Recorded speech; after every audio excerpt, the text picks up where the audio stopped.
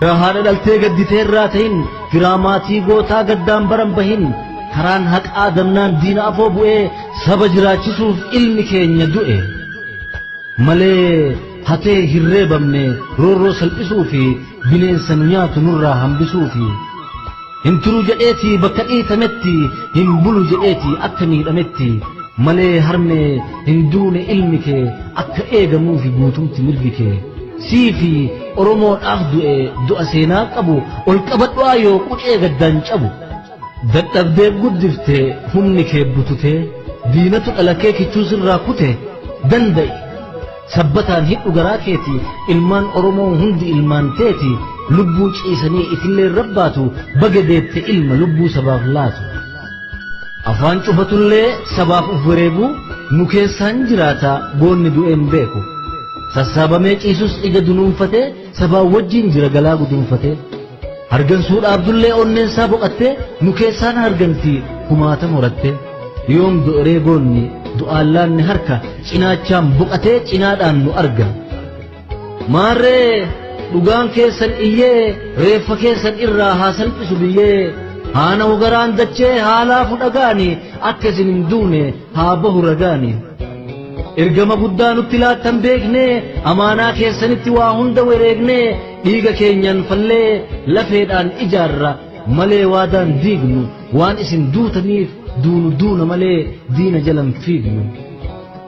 hundi ilmaan aayyaa kan biyyaa baqattanii miidhamtan deemsatti ka diinni taphatuun manadhaa keessatti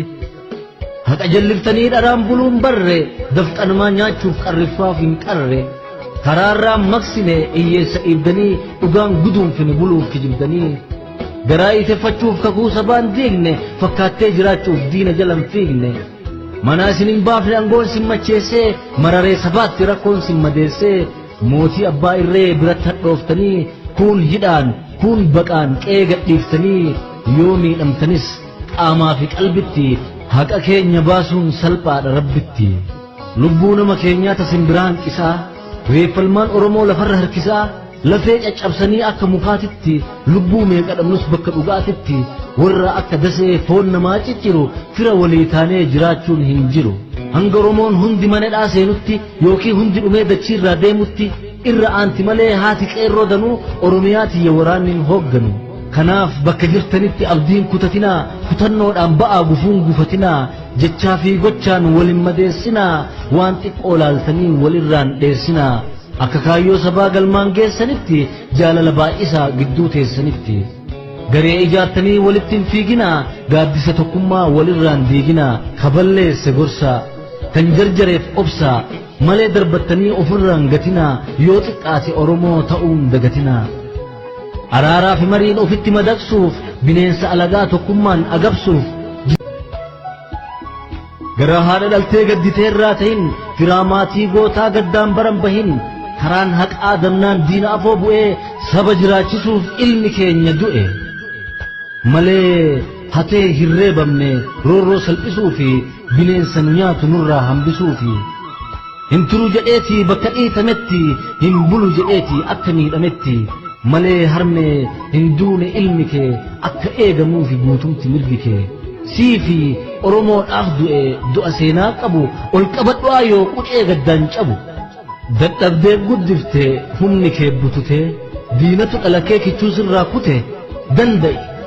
sabbataan hidhu garaa keeti ilmaan oromoo hundi ilmaan teeti lubbuu ciisanii itillee rabbaatu baga deette ilma lubbuu sabaaf laatu afaan cufatullee sabaaf uf wareegu nu keessaan jiraata boonni du'een beeku sassaabamee ciisus ija dunuunfatee sabaa wajjin jira galaa gudunfatee hargansuudhaaf dullee onneensaa boqattee nu keessaan harganti kumaata morattee yoom do'oree goonni du'aallaanni harka cinaachaan boqatee cinaadhaan nu arga maarree dhugaan keessan iyyee reeffa keessan irraa haa salphisu biyyee haana hugaraan dachee haalaafu dhagaani akka isin hin duune haa bahu ragaani ergama guddaa nutti laattan beeknee amaanaa keessanitti waa hunda wareegnee